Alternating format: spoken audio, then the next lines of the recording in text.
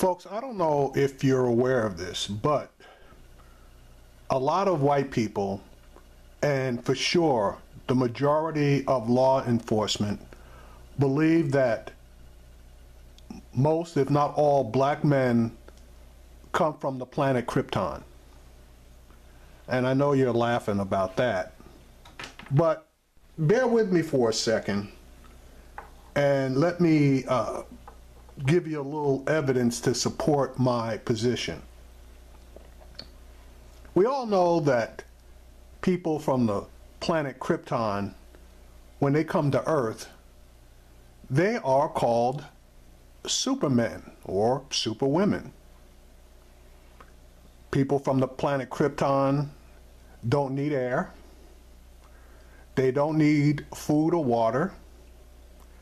They possess superhuman strength, superhuman stamina, unlimited endurance, and they are invulnerable to bodily harm. Well, I pose this to you. Eric Garner was killed by police in New York,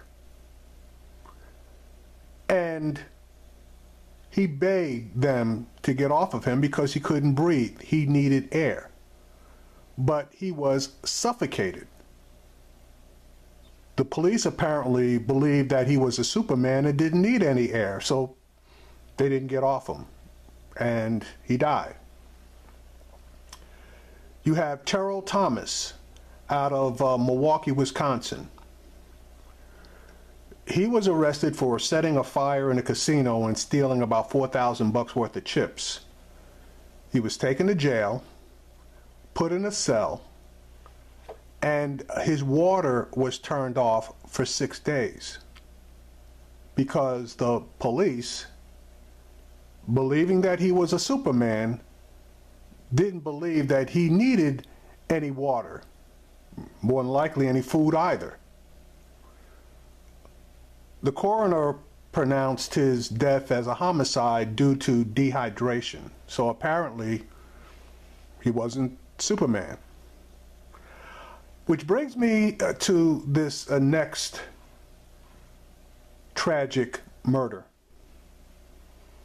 Anthony Thomas out of DeKalb County, Georgia. This man died at the hands of the police, and he died while naked and with his hands in the air. But the police officer shot him twice because he believed that Mr. Hill possessed superhuman strength, superhuman stamina, and unlimited endurance. Unfortunately, he missed the invulnerability part because when he shot him twice, he killed Mr. Hill. Now I'm going to read you the story that I came across regarding this tragic situation. During an immunity hearing for the officer accused of killing an unarmed naked veteran in 2015, witnesses on both the defense and prosecution side, including the officer himself, took the stand to testify what they witnessed on the day of the shooting. Back in March 2015, DeKalb County police officer Robert Olson responded to an apartment complex for a suspicious person call. When he arrived, Olson said he encountered Anthony Hill, an Air Force veteran who had served in Afghanistan, who was naked and unarmed. Olson said Hill attacked him, and fearing for his life, he shot and killed Hill. Now, where have I heard fearing for my life before? Anyway, nearly a year after the incident, a grand jury indicted Olson for murder, aggravated assault, making false statements in violation of oath by a public officer. Pretrial motions were originally scheduled back in April, but were delayed until yesterday, May 21st. During the Monday hearing, the DeKalb County Courthouse was full with members of family for both Hill and Olson. Several witnesses, including one of the maintenance managers of the apartment complex, testified from that day. The manager witnessed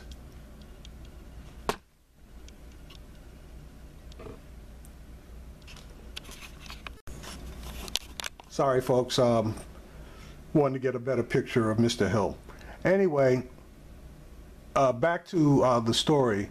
The manager witnessed the shooting and actually recalled seeing Hill both clothed and then naked, climbing from a balcony by way of pipes.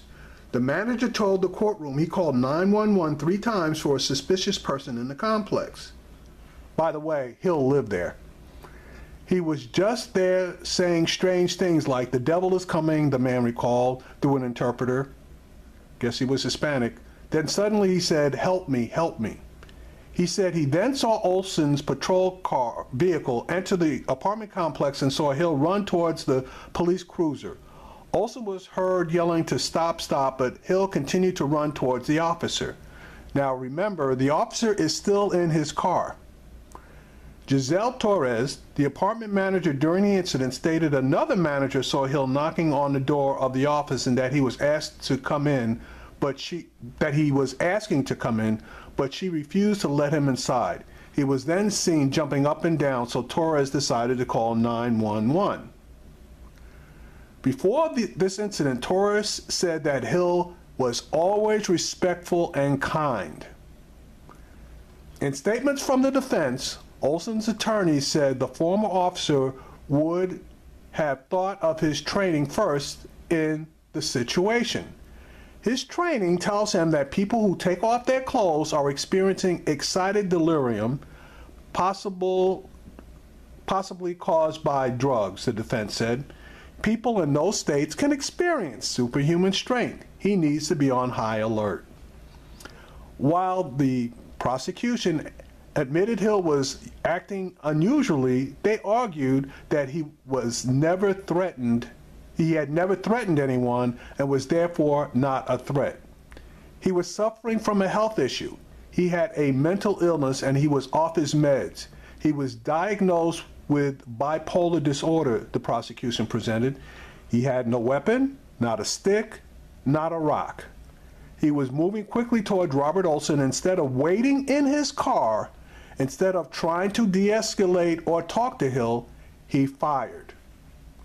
But according to Olson's own attorney from the witness stand, he explained that he had no hints that Hill may have been experiencing a mental breakdown and knew nothing of his background. He fired because he felt that he was being attacked while sitting inside of his police car.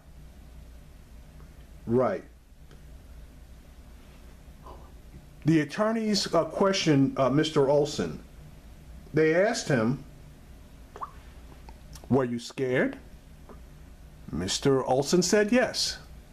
"Did you think you were being attacked?" "Yes, sir," Mr. Olson continued. "Did you think you were about to be the victim of great bodily harm?" "Yes, sir."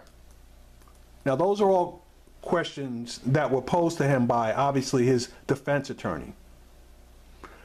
Attorneys asked why the former officer opted not to use non-lethal means to control the situation. The former officer noted that he did not have time. Now remember, he's sitting inside of his car, okay? Windows either up or down, but he could have put the window up if it was down. So he had more than enough time, unless he believed that Mr. Hill was going to break through the glass of the patrol car and obviously snatch him out of the car to perform great bodily harm upon him.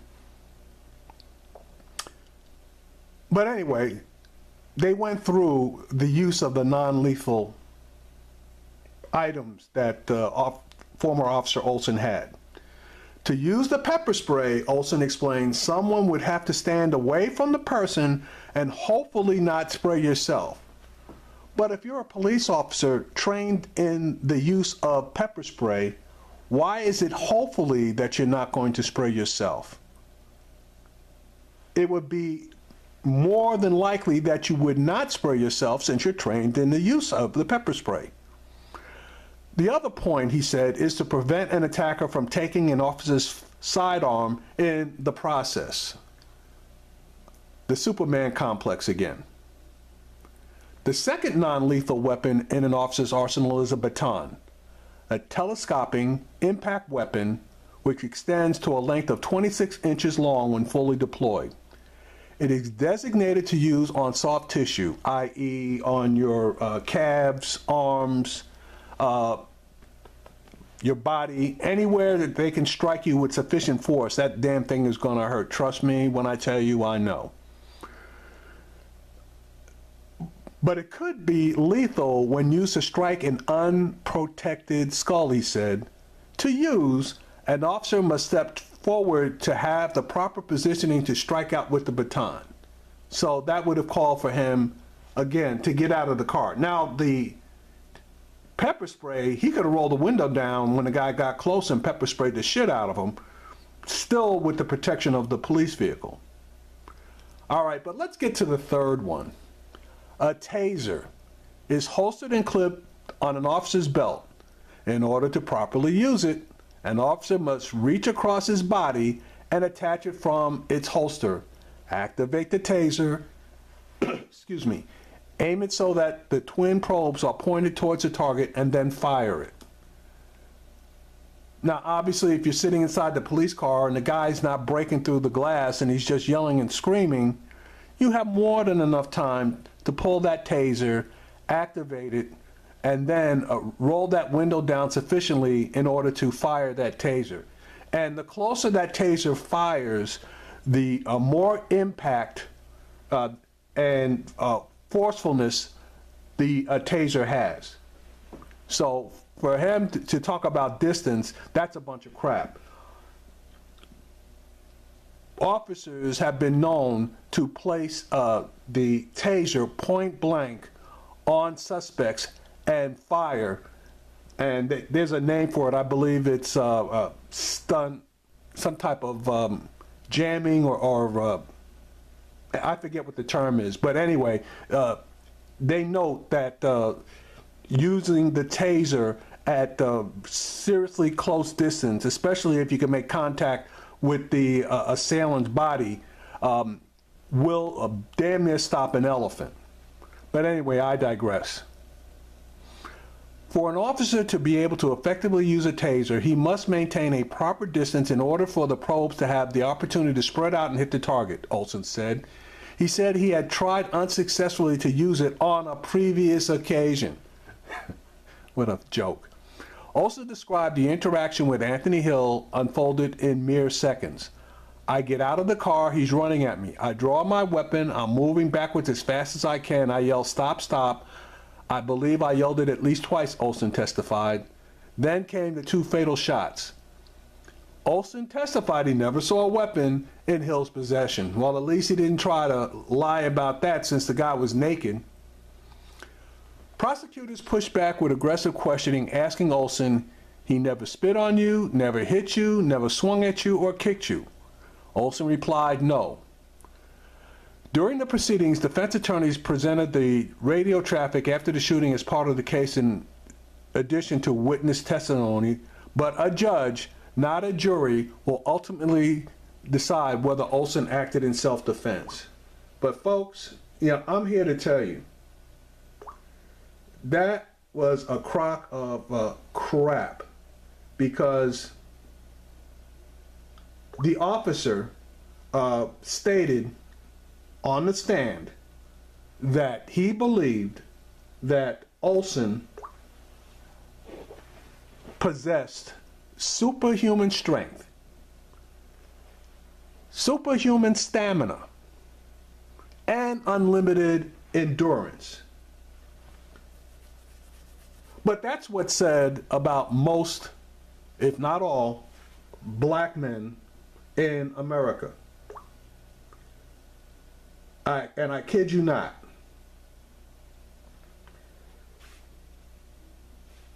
In New York, a buddy of mine went to the police academy. And when he got out, he was a changed, and I do mean changed individual. He, being a friend, I guess, was conflicted. But he actually told us that they are trained to treat black people differently than white people or even Hispanic people. Black people are perceived to be a threat, no matter what age, no matter what size. And until they stop training these police officers to consider us a threat, and no matter what condition we're in, no matter what we say, no matter what position we are in, we are going to continue to see a whole lot more of these. Now, I recognize that this is an extreme case. The man is naked, but this is not the first time that we have seen stories of police officers shooting naked people. And it more than likely will not be the last time. But they have to get over this all black men are supermen complex and see us as human beings. Because the funny thing about it, when they have similar situations and the person that they're looking at is white and armed, for some reason they are willing to relax, try to negotiate the person, and in more cases than not, take the white person in unharmed. But anytime it's a black person, whether he's walking while black, such as the case in Jacksonville, Florida, where two black men were just walking down the street and happened to jaywalk, and both of them ended up going to jail merely for jaywalking. You have the Starbucks situation. You have that situation up in Oakland with the white woman calling the police on people who are minding their own business, just barbecuing. You have the white woman in Las Vegas, Nevada, trying to get a black man killed because he happened to be driving through her neighborhood. It's more and more instances like these that basically just tell us that it's not whether we're driving while black, walking while black, sitting in a Starbucks while black, sitting on our porches while black, walking in our backyards while black. It's the while black part that's got to be addressed.